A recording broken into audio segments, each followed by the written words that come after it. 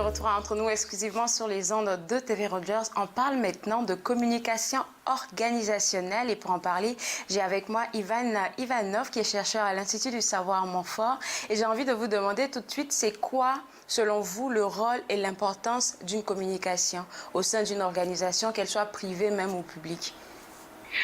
Tout d'abord, merci de m'avoir invité. Je suis vraiment ravi d'être avec vous, entre nous, virtuellement avec vous, pour parler du rôle de la communication. Et effectivement, pour moi, c'est un vrai challenge de parler de la communication en dehors de ma communauté scientifique, parce que c'est toujours difficile à expliquer ce qu'est la communication avec des mots simples. Donc, la communication, c'est quelque chose d'essentiel. Ça existait beaucoup avant nous. Juste pour un petit exemple, encore les gens qui ont vécu dans les grottes ont communiqué, ils ont fait des dessins pour transmettre des messages. Donc la communication, c'est vraiment quelque chose de très essentiel. Aujourd'hui, les enfants grandissent avec des récits, du storytelling. On transmet des histoires continuellement des uns aux autres. Donc la communication, c'est vraiment très important pour la socialisation, pour l'éducation et bien entendu pour le travail. Et puis c'est sur le travail et dans les organisations qu'on est ici aujourd'hui pour parler. Donc d'abord, dire ce que c'est la communication, pour moi, c'est très facile comme définition, c'est l'art d'agir, l'art d'influencer.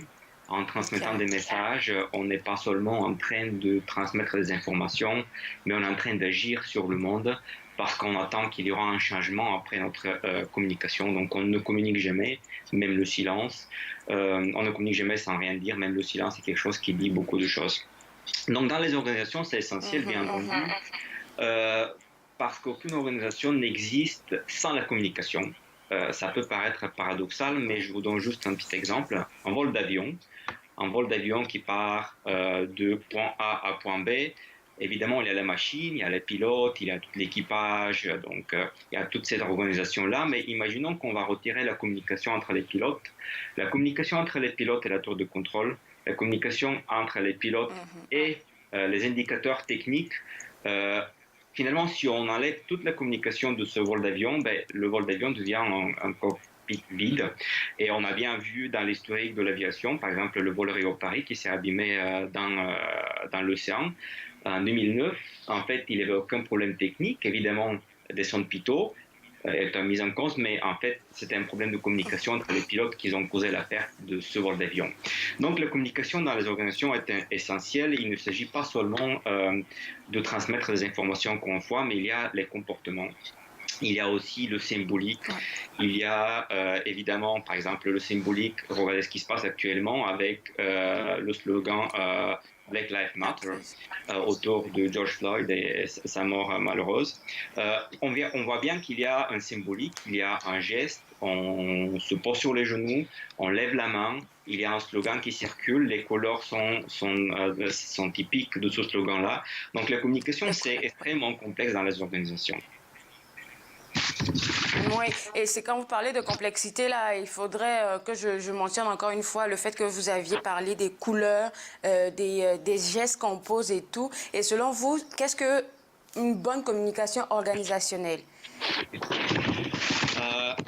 Personnellement, j'évite de parler de bonne et de mauvaise communication parce qu'elle est toujours bonne dans un sens où chacun a une interprétation très différente des messages. Évidemment, cette vision de bien ou mal communiquer dans les organisations est toujours dominante. Aujourd'hui, vous allez dans une entreprise privée, vous travaillez dans un service de communication, votre chef, votre responsable vous demande de bien communiquer pour que les journalistes de Rogers TV viennent à la conférence de presse et pour que vous ayez une bonne couverture médiatique. Mais le fait qu'un journaliste ne se déplace pas à une conférence de presse ne veut pas dire souvent qu'on a mal communiqué. Il y a beaucoup d'autres facteurs qui interviennent en compte, par exemple un contre-événement. Par exemple, lors de la conférence, n'était pas bien choisi. Souvent, la communication est une interprétation personnelle et chaque personne va avoir une interprétation différente du même message. Donc c'est pour ça que j'évite de parler de bonne et mauvaise communication. Elle est bonne toujours dans le sens où on va l'interpréter d'une manière différente. Vous avez mentionné tout à l'heure comme dans une agence privée, par exemple, le directeur de la communication dira à une personne, tu es en charge de faire un communiqué pour inviter des journalistes pour un événement. Alors, le communicant qui est en charge de faire ce communiqué-là, c'est quoi les aptitudes qu'il doit avoir pour pouvoir bien passer les messages et représenter même sa compagnie? Il faut savoir qu'il y a beaucoup d'études qui ont été menées sur les compétences, les savoir-faire, les habiletés des communicants. Euh, Évidemment, il y en a beaucoup des aptitudes. Faut juste, avant de parler des meilleures aptitudes, de dire deux choses. Dans ma manière de voir la communication, euh, il y a deux niveaux dans la communication. Il y a le contenu et la relation. Donc, ce sont deux volets de la communication auxquels vont être attachées les différentes compétences. Le contenu, c'est évidemment le message, c'est ce qu'on dit.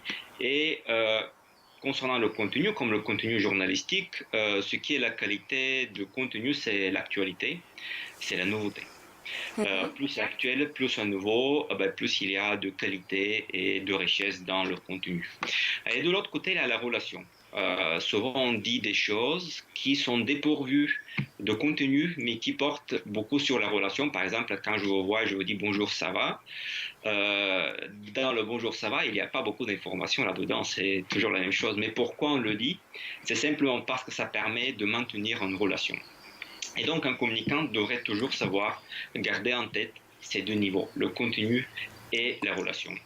Concernant les compétences, et ça c'est encore une fois très personnel, ce que j'enseigne à mes étudiants à l'Université d'Ottawa, c'est que la première qualité qu'il devrait avoir un communicant, c'est la capacité d'écriture. Au Canada, capacité d'écriture dans les deux langues, français et anglais, mais tout passe par l'écriture. La télévision même passe par l'écriture. Avant de faire un reportage télévisé, il y a un texte, un script qui est écrit. Avant de parler à la radio ou de publier un message sur Facebook, il y a un texte qui est préécrit. Donc, savoir écrire, c'est la grande compétence communicationnelle qui joue à la fois sur le contenu, bien entendu, mais également sur la relation. Quand vous parlez de savoir écrire, ça me ramène tout de suite à la place du numérique parce que sur certains médias, on a une quantité limitée de mots qu'on doit utiliser. Et souvent, je trouve pour moi que c'est assez compliqué pour certaines organisations de passer un message en quelques lignes. Évidemment, le problème, vous avez tout à fait raison, mais le problème est à la fois organisationnel, mais à la fois ça nous concerne en tant que professeur, c'est parce que l'écriture en tant que compétence s'enseigne peu dans les universités, dans les programmes de communication, puisque l'écriture n'est pas proprement liée au savoir-faire communicationnel, mais plutôt par exemple au savoir-faire journalistique. Quand vous faites des formations de journalisme, vous apprenez à écrire dans les différents genres, comment mener une interview, comment écrire un reportage, comment faire des brèves. La brève, c'est l'archétype de tweet. Donc ça, ce n'est vraiment pas une compétence communicationnelle. Le problème vient de là. Donc évidemment, très peu de communicants savent écrire. J'imagine que vous, en tant que journaliste, vous voyez souvent des communiqués un peu envoyés. Et j'ai même étudié en relations publiques, là. Tout à fait. Donc, écrire, c'est essentiel. Et imaginons qu'aujourd'hui, tout passe par le numérique et les médias ou les publics reçoivent des dizaines, des centaines de courriels par jour. Si vous ne savez pas écrire un titre dans votre courriel ou structurer les premières phrases de lead ou ce qu'on appelle l'attaque dans la communication, dans le journalisme, évidemment, vous n'allez pas pouvoir accrocher le public. Et c'est exactement ça l'enjeu de la communication. L'enjeu de la communication, savoir utiliser les différents outils, les adapter à l'écriture qui est appropriée. Et puis le lead, là, comme vous l'avez mentionné, là, pour moi, ça a été difficile et j'y travaille encore là parce que même en cours, là, je pensais avoir un bon lead. À chaque fois, ma feuille me revenait avec une note qui reflétait pas mon travail selon moi. Mais il fallait que je travaille plus parce que le lead, là, c'est vraiment celui-là qui va accrocher son public, qui va tout de suite envoyer le premier message. Mais pour un communicant, comme vous l'avez mentionné, là, il faut qu'il ait deux aptitudes pour pouvoir arriver à faire un bon lead. Et qu'est-ce que vous pensez, selon votre observation, encore toujours des organisations, de comment elles ont communiqué durant la pandémie? La question de la pandémie, elle est tout d'abord très liée à la communication de crise. Et Je ne suis pas fataliste. Lorsqu'on parle de la Covid-19 et de tout ce qui a changé aujourd'hui, évidemment, le changement, elle est très disruptif, inattendu. C'est un grand changement en termes de communication. Mais je ne suis pas fataliste dans le sens Ouais. où la communication de crise nous a appris qu'en fait, la communication de crise n'est pas forcément la crise n'est pas forcément quelque chose de négatif. Et les Chinois, ils ont une très bonne manière d'appeler la communication de crise Weiji, qui est constituée de deux symboles. Le premier qui signifie le danger, évidemment, quelque chose qui est suspendu, comme la situation actuelle. On ne sait pas ce qui va arriver demain. C'est quelque chose qui est suspendu et qui peut rompre à chaque moment et casser d'une certaine manière irréversible. C'est le symbole Wei. Et de l'autre côté, J, qui signifie l'opportunité. C'est parce que chaque crise, chaque danger apporte un grain d'opportunité et je pense que nous, en tant que société, on devrait se saisir de cette opportunité pour bâtir quelque chose de nouveau. Quand je dis que je ne suis pas fataliste par rapport à la communication, donc je voulais dire que notamment cette situation, elle a déjà arrivé avant de ne pas pouvoir avoir des contacts humains pendant longue durée. Pensons juste à quelque chose de très récent, la Seconde Guerre mondiale. Les gens étaient confinés, les gens étaient coupés de leur contact humain et la situation, ce qu'on a perdu dans la part humaine de la communication, on en a perdu beaucoup plus pendant la Seconde Guerre mondiale qu'aujourd'hui. Mais les gens ont toujours trouvé des manières alternatives de communiquer et on voit bien que pendant cette période-là, il y a certains médias comme la radio ou comme la télévision qui ont commencé à émerger.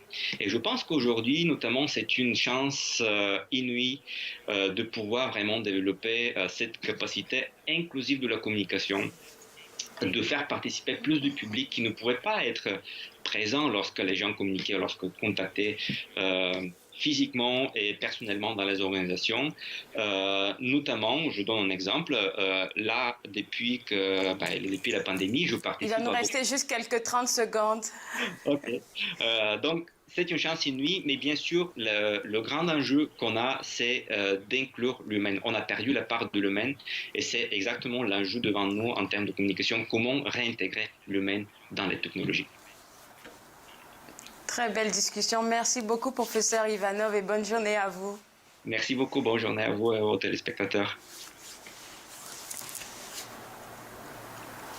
Alors, il y en a eu très belle